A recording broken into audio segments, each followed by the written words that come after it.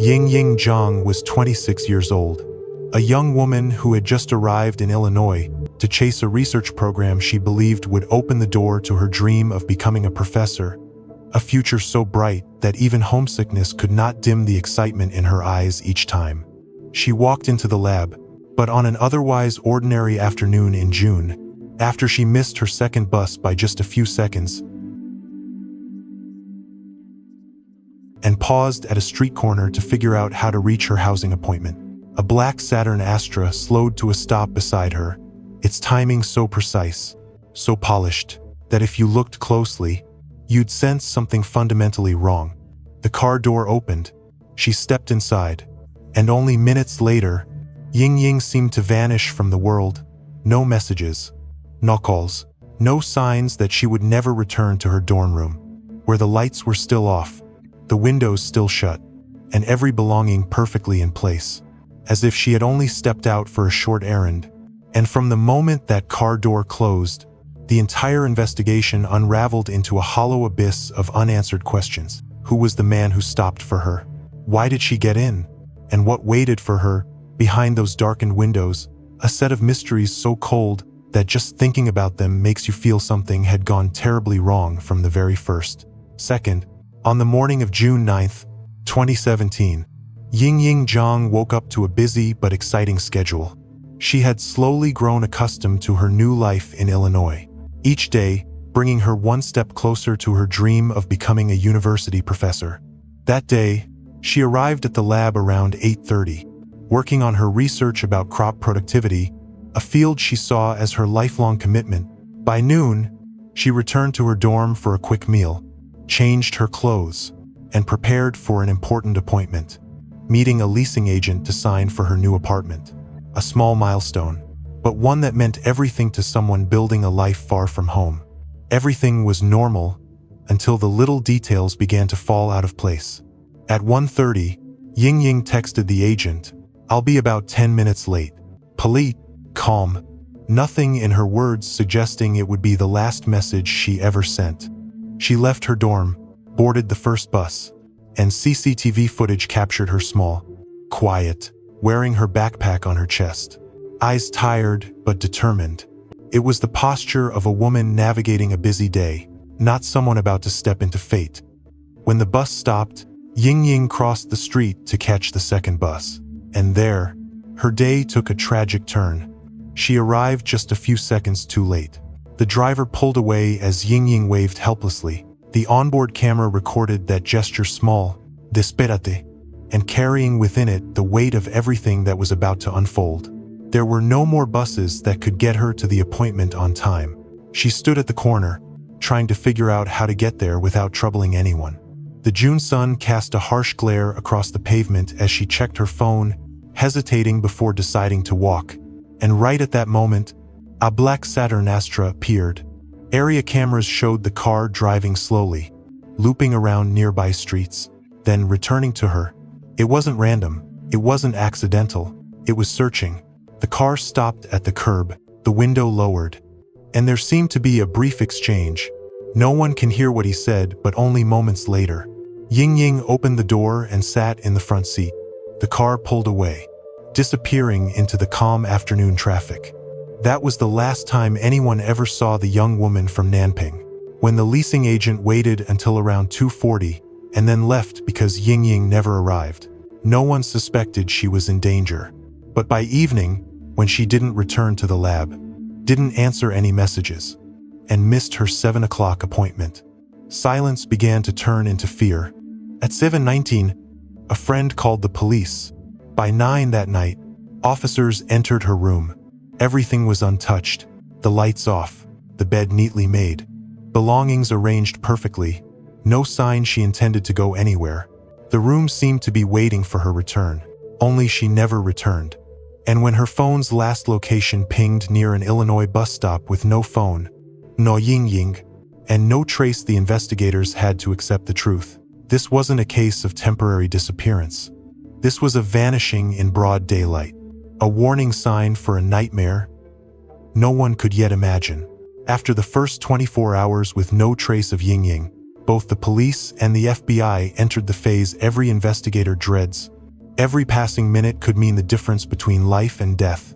At that point, the only lead they had was a collection of blurry CCTV clips, capturing a black Saturn Astra, circling the area like a silent predator, driving slowly through narrow streets, looping back, then finally stopping beside Yingying. But a vague shape of a car wasn't enough to charge anyone. So the investigators turned to their second strategy, reconstructing the path of the vehicle. As they played the footage again and again, a small detail changed everything. The car did not approach Yingying directly. It drove past her, vanished around a corner, then returned, as if the driver had been observing, calculating, and choosing the exact moment to make contact. A classic predatory behavior, deliberate, intentional, not a coincidence. By tracing the car through multiple cameras spaced across several blocks, the picture became clearer. The vehicle had a sunroof, and more importantly, a cracked front hubcap, a tiny detail yet crucial in narrowing down suspects. Only 18 Saturn Astras were registered in the entire Champaign area. More than half were the wrong color. And as the list shrank to its final few names, the most important lead emerged from someone unexpected, a student named Emily. She called the police, her voice steady but trembling underneath. A man approached me. On the same day the Chinese girl went missing, Emily explained that a white male driving a dark-colored car had pulled up beside her and introduced himself as, "I'm an undercover police officer. I'm investigating something. Can you get in the car?" He flashed a cheap black badge, something that looked more like a costume prop.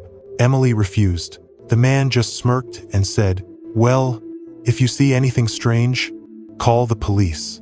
Then he drove off. This encounter happened about 4 hours before Yingying disappeared. And more importantly, Emily's description matched the car in the CCTV perfectly. When police compared her statement with the list of Saturn Astra owners, one name stood out, a familiar figure at the University of Illinois. Brendt Christensen, 28 years old. A former physics grad student. Intelligent, soft-spoken. No criminal record. Once a well-liked teaching assistant. To the public, he appeared kind, quiet, intellectual, but to seasoned investigators, highly intelligent men at the edge of personal collapse tend to be the most unpredictable and the most dangerous. On June 12th, they knocked on Brent's door. He opened it with an oddly calm expression. He denied everything. "I don't remember much. I was probably home playing games. No panics, no confusion, no emotion. A controlled stillness, the kind that belongs either to someone truly innocent or to someone hiding something monstrous." Outside, investigators photographed his car. Sunroof matched, cracked hubcap matched, color matched. By then, the detectives knew Yingying hadn't entered the wrong car. She had entered the exact car someone had prepared for her. And the man pretending to be an undercover officer was Brendt Christensen. But the FBI still lacked a confession. They needed something stronger than suspicion. They needed someone inside his life, someone he trusted. That someone was Tara, the woman who would unknowingly become the key to unlocking the entire case. We just got a lot of questions to ask.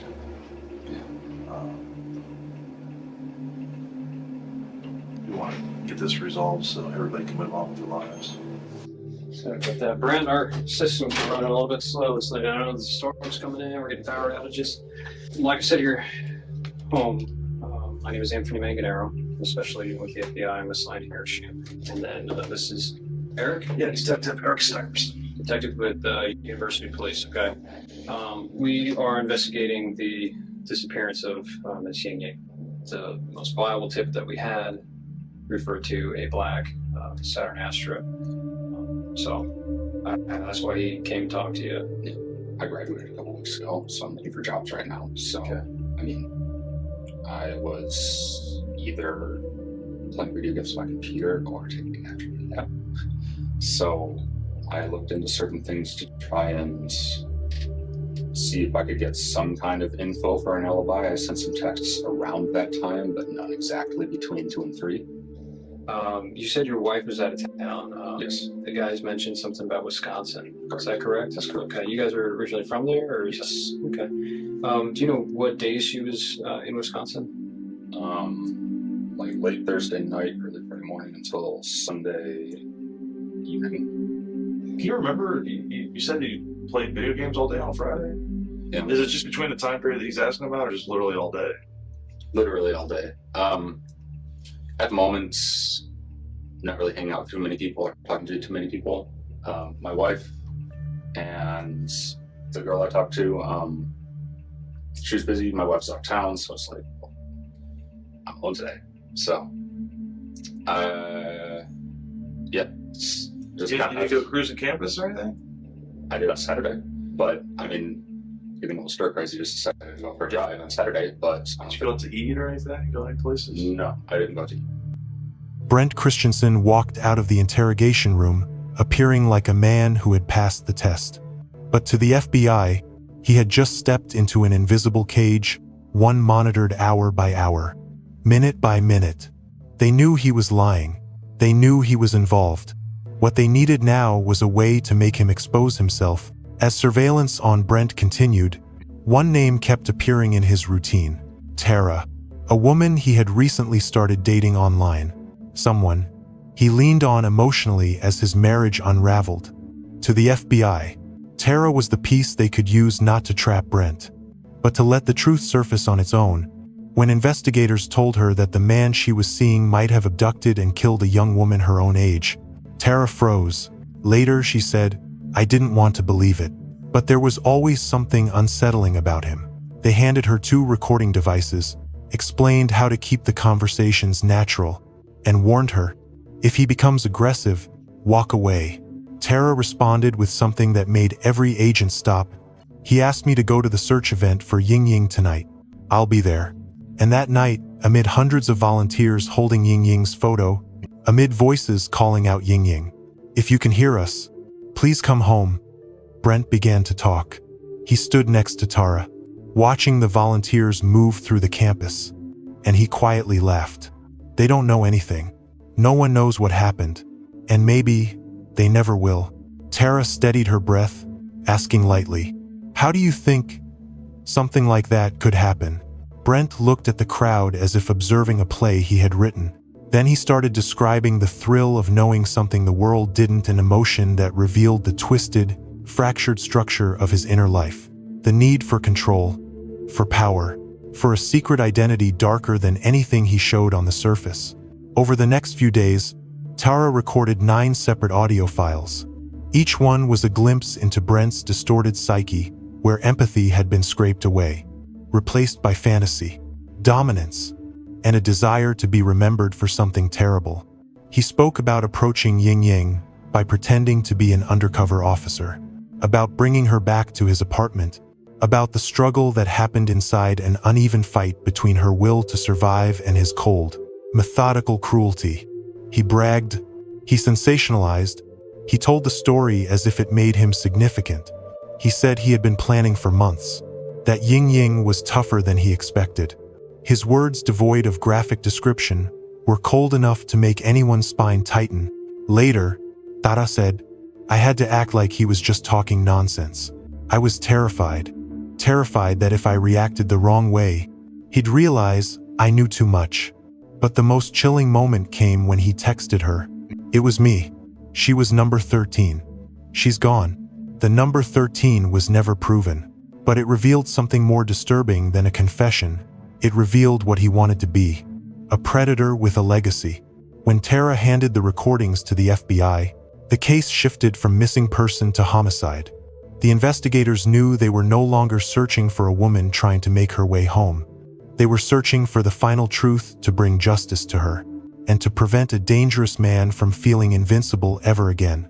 And that truth was waiting inside Brendt Christensen's apartment, where the FBI was about to conduct the most critical search of the entire case.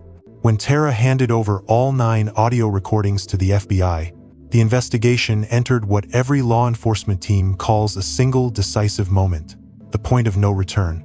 All the scattered fragments had begun locking into place, every clue pointing toward one destination: Brendt Christensen's apartment. On June 15th, officers returned with a search warrant.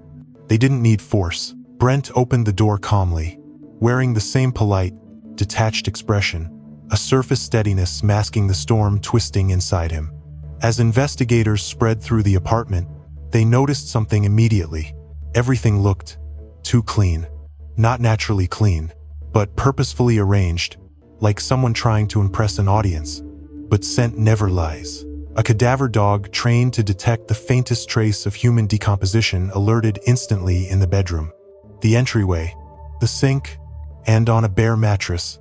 To any seasoned investigator, those were not random points. They were contact points, evidence of a violent event someone had desperately tried to erase. Meanwhile, forensic teams recovered blood and DNA belonging to Yingying, with a match probability of 1 in 97 nonillion, a number so astronomically large that coincidence was virtually impossible. Brendt was arrested on his 28th birthday. When the cuffs tightened around his wrists, he did not scream, argue, or plead. He simply stood still as if he had always known this day would come, yet clung to the belief that no body, no proof would save him. While he was taken into custody, Yingying's parents flew from China, faces hollowed by sleepless nights, desperately clinging to hope that their daughter might be found in any form that could be brought home. Her father stood before reporters, voice breaking as he said, "If someone is keeping my daughter, please return her. I promise, I will not seek revenge." These weren't the words of a man demanding justice. They were the words of a father willing to surrender pride itself in exchange for the faintest chance to see his child one last time. But that hope shattered when the FBI confirmed what they feared most. Brendt had disposed of Yingying in trash bags placed into local dumpsters. Within 3 days, the waste had been compacted and buried deep in a massive landfill, making recovery not only nearly impossible, but dangerous for search teams. During the trial, Brendt sat motionless, his face blank. Emotionless. His defense argued he was drunk when he said those things. He exaggerated. There is no evidence supporting the number 13, but the recordings, Yingying's last echo in this world, played through the courtroom like a voice reaching out from the void. When the verdict was read, life imprisonment without possibility of release, her family did not cheer. They did not collapse. They simply bowed their heads, because that sentence did not bring them where they needed to be, a place where they could take their daughter home. Brendt listened to his fate and smiled. A smile that chilled the courtroom, not triumphant, but broken. The smile of a mind detached from the value of human life. To this day, Yingying's remains have never been recovered.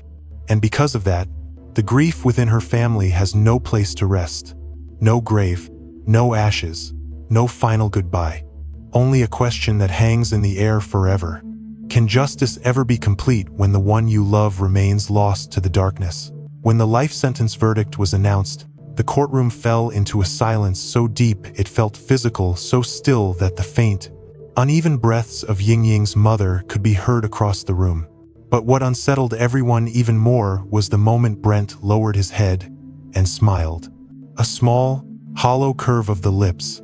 Impossible to interpret. Was it relief, resignation, or simply the final trace of a fractured mind that no longer recognized the meaning of suffering? For Yingying's family, the verdict was not an ending. It was only a thin, trembling pause in a story carved with grief. They returned to China, carrying an empty suitcase, no remains to bring home, no grave to visit, no final message to hold on to. Her father, the same man who once pleaded before cameras, "If he returns my daughter, I will forgive everything," now stared at his empty hands, whispering the same words in despair. "Without her, my life will never be complete." And the question lingers painfully. What is justice when there is no reunion at the end? Can a prison sentence ever mend the wound of a family who cannot bury their child? The FBI later confirmed that despite reviewing 19 similar cases, they found no evidence connecting Brendt to anyone else. But to Yingying's family, that truth brought no comfort. Their world had collapsed because of one man, just one. Perhaps the most haunting part of this story is its ordinariness. How a face that seemed gentle, intelligent, harmless could hide a darkness so complete. In the end, The scariest monsters are not the ones lurking in shadows, but the ones who look like someone you might trust. If you want to explore more cases like this, stories that peel back the layers of the human mind and reveal the darkness ordinary people can carry, stay with my channel. Because sometimes, the only way to understand the light is to dare to look into the dark.